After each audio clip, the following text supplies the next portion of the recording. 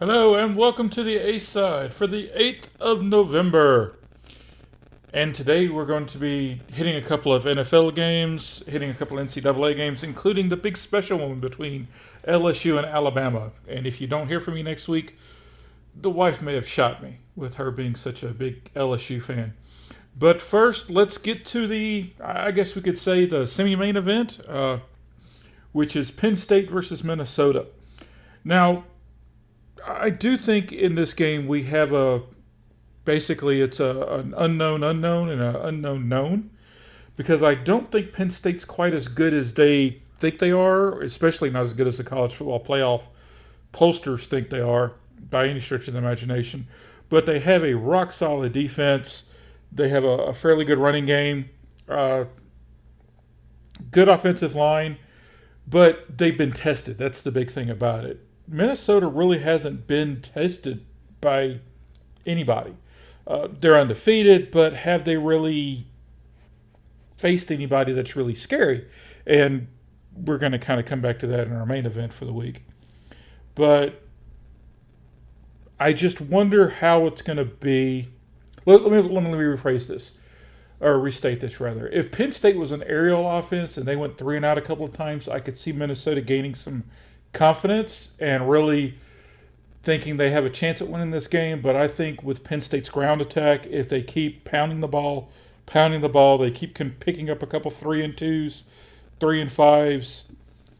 I wonder how that's going to affect the confidence of that Minnesota defense. I wonder if they're going to be, thinking that they actually can play at the Penn State level, even though on paper they certainly can. And I think that's going to cause a bit of an issue with them. I think that's, there's a big difference between knowing you can play somebody and proving you can play somebody. And when you're punched in the mouth once, twice, you can kind of come back for it. After 4 or 5 times, especially if your offense goes 3 and out, it does wear on you. It does kind of break you a little bit. We're seeing that in the NFL with the Bears, for example. And it really comes down to how good is your coaching staff, how good is your leadership, kind of like the Ravens of several years ago. When your offense is doing absolutely nothing, can your defense still play with that pride, with that passion, even as they're getting beat on and not getting any rest and getting tired and your depth gets questioned? But I do think it's going to be a good game. I think the first half is really going to be fascinating. And I think if Minnesota wins this game, it could really change a lot in the Big Ten with 12 teams. But for my picks, I am going to be taking Penn State in a fairly close game, but I think it's going to be a really interesting game to watch. Now, for our main event of the night, it's kind of odd. Usually when we get like a 1 versus 2, it's always billed as like game of the century. I don't know why we're not getting that this time around. It's kind of odd. It seems like every time Notre Dame would play Florida State or Miami, it was the game of the century, and it was all overblown. And as much love as the SEC gets from the national media, I'm kind of shocked that they're not blowing this up more. Maybe it's because the last time the stakes were this high, it was a 9-6 game, and they're kind of trying to avoid that. Who knows? Alabama's really, as the question of Tua comes up, not quite. They haven't really missed a step, but they haven't really played anybody. I'm sure they want him back versus LSU and versus Auburn, plus the title games if they get back to that. But they haven't really missed much of a beat.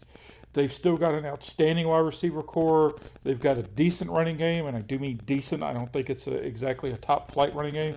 It's not on the Penn State level by any stretch of the imagination. They have a rock-solid defense, almost as always. But LSU on the other side, Joe Burrow, don't believe the Heisman hype. I'm serious. I can't believe somebody actually has him going first overall in the NFL draft. I don't see it.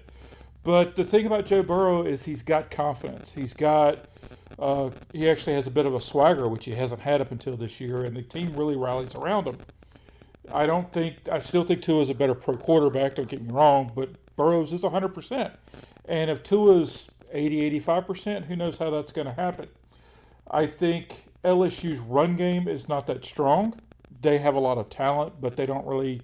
Third one, I'm almost more worried about Burrows picking it up than I am about the LSU running game. I think the LSU receivers are better than Alabama's receivers at the top of the level.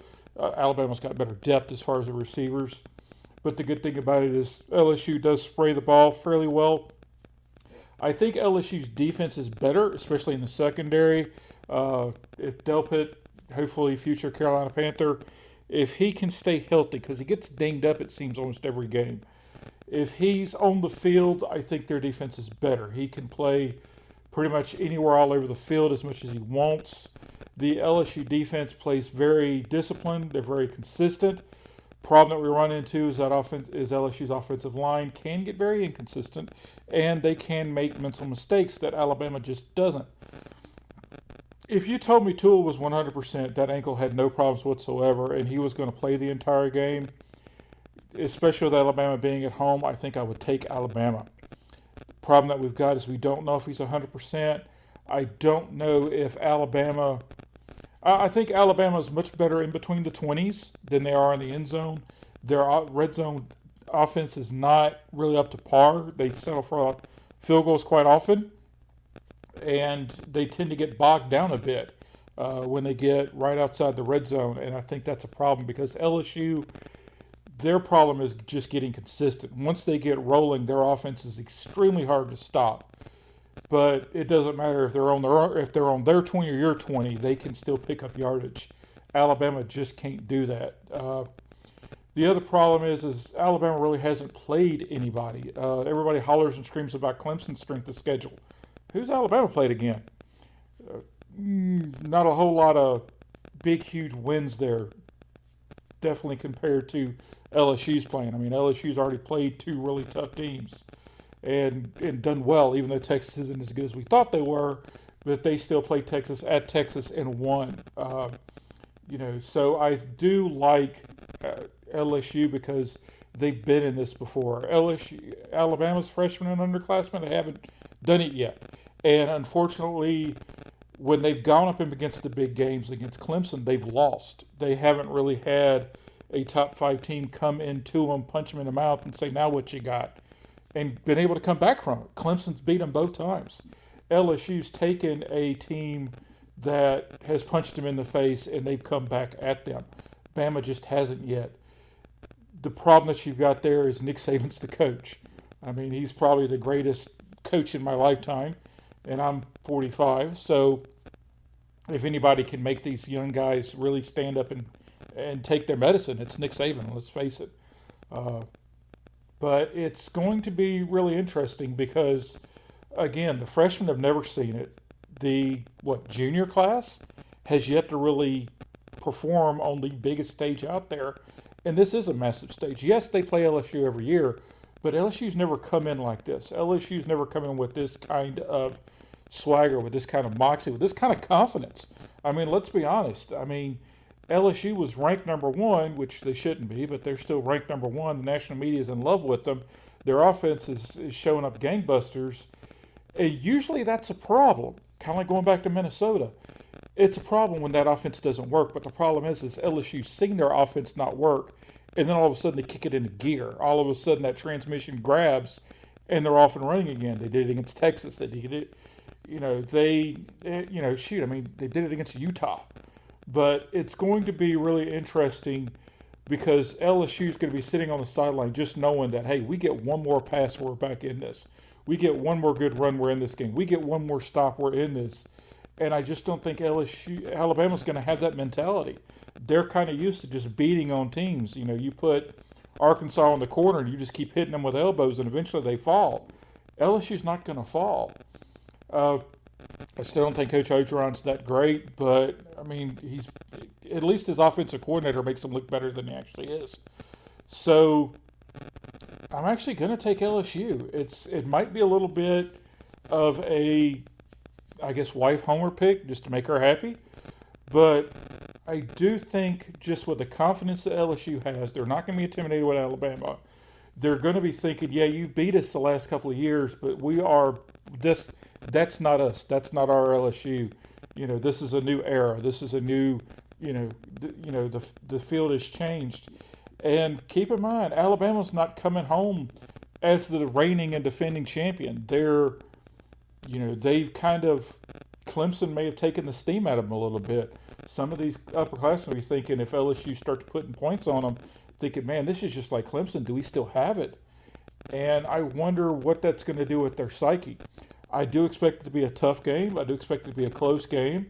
But I think I'm going to take LSU. And Lord help us all. Flip over to our NFL slate, and we've got Carolina and Green Bay. Yes, I know. I'm a Panthers fan. What are you going to do? This one's going to be really interesting, though. Panthers are kind of back on track. They're still hanging around the wild card. And the Packers are sitting at 7-2. They're kind of in the driver's seat for everything. The interesting thing is the Packers are at home. And I really do think this game comes down to how the Panthers handle Aaron Jones, who's on my fantasy team. So I'm not really happy about this game. He's probably the second best running back in the NFC right now as far as how he's running. The Packers don't really use him the way the Panthers use McCaffrey, but he is doing quite well. The Packers' offensive line's pretty good, but the Panthers have the best pass rush in the league. Probably best overall next as far as the front seven, probably second only to the Niners. But it's going to be really interesting to see if the Panthers are able to put up a lot of points against the Packers. Because the problem that they've got is the Panthers go against the best running back in football every day in practice. So I don't think the rushing attack is going to do that well. The passing attack, the Packers can hold him back, but the Panthers are going to get to him. They're going to knock him down. He's going to get hit. The problem is their best way to win is basically to make the quarterback beat him. And the Packers quarterback's Aaron Rodgers, so that's not exactly a good thing. It's kind of like trying to fight Mike Tyson in his prime. As well, he's gonna have to jab me to death to beat me. Okay, great, thanks, appreciate that, wonderful. So yeah, I'm taking the Packers there. I'm not thrilled about it. I think the Panthers will keep it close, but I think this is more so than the Niners game. I think this is where I'm really worried about the Panthers' psyche. They know Cam Newton's not coming back this year. They are going to see what they've got in this quarterback. And I think the better he plays, especially in this game and the two Saints games coming up, is pretty much going to tell us all we need to know about Cam Newton, which maybe one day I'll talk about Cam Newton as far as how I feel about that. Follow-up game after that, we've got the Vikings at Cowboys. Dak Prescott still is waiting on his contract. I think he's making money for himself pretty much every week that it's coming there. And I think we're kind of seeing that Ezekiel Elliott might not be worth that contract he got week in and week out. Maybe Jerry Jones paid the wrong guy. I'm not a big fan of the Vikings defense. I don't think it's that good. I think Prescott's going to have a fairly big game against them. I think Dalvin Cook's going to have a pretty good game against them. The interesting thing is how good Kirk Cousins can play. He's really good at being decent. Let's put it that way. You got to be better than decent to beat the Cowboys. I mean, the Clapper can only give away so many games. So I'm taking the Cowboys in this one. I don't really think it's even going to be that close unless Dalvin Cook just happens to go off. But again, the Cowboys defense plays against a better running back every day in practice. It's kind of like the Panthers-Packers game. So Dalvin Cook's probably going to have a really good game. He's probably going to be the only one that has a good game. But it's going to be up to Kirk Cousins to beat him. And if I'm the Cowboys, I take that bet every single day and happily. Chuck, for those of us that are high Panther fans, pretty interesting. Got the Seahawks at the Niners. One of these is pretty much definitely going to take a playoff spot. The other one's probably definitely going to take the first wild card spot. So, yeah, this is pretty interesting because you're pretty much pulling for a Seahawks loss just to kind of knock them down a peg, to be quite honest with you, because the Niners, being 8-0, holding the tiebreaker over the Panthers. Again, it's kind of a theme here. We've got two very good rushing offenses, two of the top 5 offenses, and two very good defenses, and two quarterbacks that are very dynamic. The difference to me is that the Niners have a very good tight end, Kittle, who's probably top five easily in the NFL as far as scoring threats, even though he hasn't really done that much this year.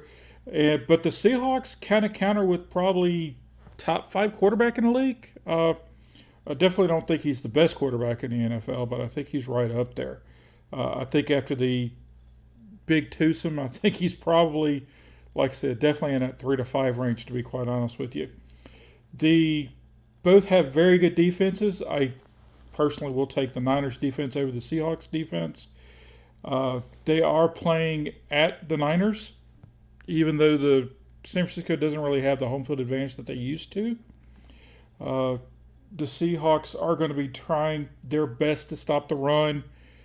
They are very, even though I'm not a Pete Farrell fan myself, I do think that they have a very decent defense. I'm kind of looking at this being basically the hardest game of the weekend to judge, really.